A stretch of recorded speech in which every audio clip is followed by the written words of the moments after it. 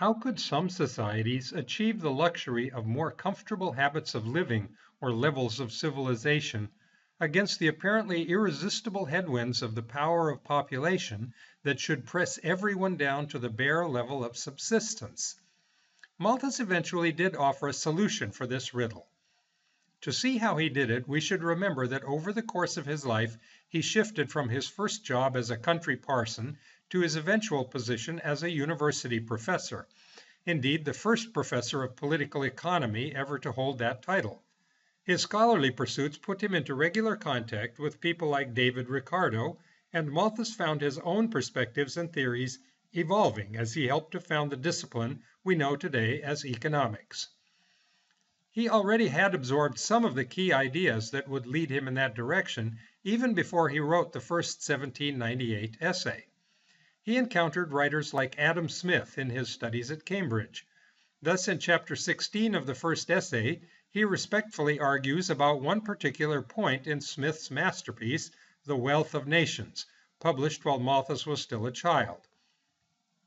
He questions Smith's remark that the increasing wealth of a country increases the happiness and well-being of all its citizens, including both the owner class and the laboring class. We know this idea today by the slogan that a rising tide lifts all boats. Malthus didn't agree with this point. Like Adam Smith and like the other early economists such as Ricardo, Malthus accepted the idea that production of the necessaries and conveniences of life, as he called them, involved application of the three basic factors of production: land, labor, and capital. When most people think of Malthus today, they only remember his two starting postulates about the power of population, which in economic language is labor, and the food supply, which in economic terms is land. But we can't truly understand Malthus until we remember that he also had something to say about capital. And what he had to say about this third dimension of his ideas turns out to provide the answer to the riddle that has plagued us so far. We don't find that answer in the first 1798 essay, though. At the start of his career, Malthus was still heavily influenced by the scholars that he called the French economists. These continental scholars like Quesnay, Turgot, and ironically the Marquis de Condorcet, whose utopianism Malthus rejected, insisted that the economy was a complex system that followed objective natural laws of its own, laws that could be studied and understood. They called themselves physiocrats because one of their key assumptions was that only our interactions with the actual physical world, in other words, the agricultural sector of an economy, should be considered as real production of wealth. Everything else, such as manufacturing or the service sector, was so much wasted circular motion. Malthus actually found this to be a very congenial notion, but for a slightly different reason. Agriculture, after all, is where the means of subsistence come from. We might say that the power of population is always pressing on agriculture. So anything that doesn't advance agriculture doesn't help to keep up with the power of population. This influence of the French physiocrats explains the many scornful references in the first essay to the uselessness of frivolous luxuries that he refers to several times as silks and laces, items whose apparent value is really a fraud, an illusion, a distraction from real production of the means of subsistence. In chapter 16 of the 1798 essay, he refers to Adam Smith's definition of the wealth of a nation as the annual produce of the land, what Malthus also called subsistence, or the necessaries of life, plus the produce of labor, meaning manufactured output, what Malthus called the conveniences of life. Profits above the cost of this production form the annual yield of capital, which goes to the owners of the land and the factories after they pay the wages of the laboring class and their own expenses. The mainspring of the economic doctrines developed by Malthus, Ricardo, and their colleagues, and still with us today, was the idea that by reinvesting these profits back into their businesses, the owner class became capitalists, driving the locomotive of a new way of life. Malthus works out an example for us to show the futility of investing that capital in anything but the agricultural sector worshipped by the French physiocrats. Now, supposing a nation was to add what it saved from its yearly revenue to its manufacturing capital solely, and not to its capital employed on land. It might grow richer without a power of supporting a greater number of laborers, and therefore without any increase in the real funds for the maintenance of labor. If no capital goes into agriculture, the food supply will not increase. This means no progress is being made at all to keep up with the power of population. For Malthus in 1798, this means that the investment in manufacturing was wasted as far as the laboring class is concerned. With no increase in subsistence, there can be no increase in population. It is true, he admits, that expanding manufacturing will drive up factory wages, but he insists that this will not help workers if there's no more food. The question is whether wealth, increasing in this way, has any tendency to better the condition of the working poor.